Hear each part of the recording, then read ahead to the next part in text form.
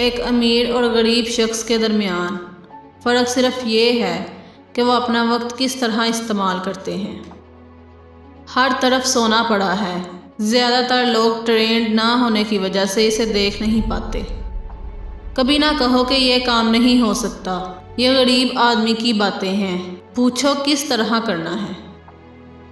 زیادہ تر لوگ اپنے بینک میں پیسہ جمع کرتے ہیں، وہی پیسوں سے میں ایک بلڈنگ خریدتا ہوں اور وہ میرے لیے مزید پیسہ بناتی ہے۔ ہم بار بار نیچے گرنے سے چلنا سیکھتے ہیں، اگر ہم نیچے نہیں گرتے تو ہم کبھی بھی نہیں چل پائیں گے۔ مہنگی چیزیں تب تک نہ خریدیں جب تک کہ آپ ان کے اخراجات کے لیے اثاثے نہ بنا لیں۔ جو لفظ انسان کی زندگی تباہ کرتا ہے وہ کل کا لفظ ہے۔ کیا آپ جانتے ہیں کہ انفارمیشن کی کمی دولت کی راہ میں سب سے پہلی رکاوٹ ہے؟ آپ کو استاذہ کی تلاش کرنی ہوگی۔ اگر آپ مکینک بننا چاہتے ہیں تو کسی مکینک کو ڈھونڈیں۔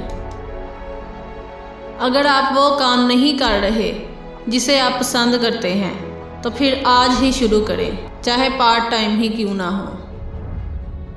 آپ یہ دیکھو کہ بیوقوف کیا کر رہے ہیں اور پھر اس کے اپوزٹ وہ کام کرو۔ مجھے یہ کام کس طرح کرنا ہے، یہ سوال دماغ کو کھول دیتا ہے، سوچنے اور جوابات تلاش کرنے پر مجبور ہو جاتا ہے۔ اگر آپ تیزی سے امیر بننا چاہتے ہو تو پھر بڑے مسائل حل کرنا شروع کر دو۔ بہت سارے لوگ مارکیٹ جل جانے کی ایک وجہ یہ ہے، جب وہ قیمتیں بڑھتے دیکھتے ہیں تو وہ خریدنا شروع کر دیتے ہیں۔ غریب ہونے اور ٹوٹ جانے میں فرق ہے، ٹوٹنا عارضی ہے اور غریبی مستقبل ہے۔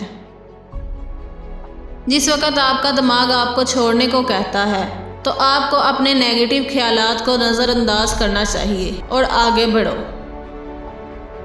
پیسہ آپ کو خوشی نہیں دے سکتا، لیکن پیسے کی کمی ناخوشی کا سبب بن سکتی ہے۔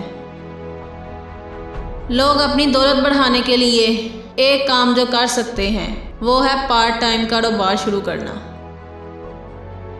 وہ ہر صبح اٹھتے ہیں اور پیسوں کے لیے کام پر جاتے ہیں اور یہ سوال پوچھنے میں وقت نہیں لگاتے کہ کیا کوئی اور راستہ ہے۔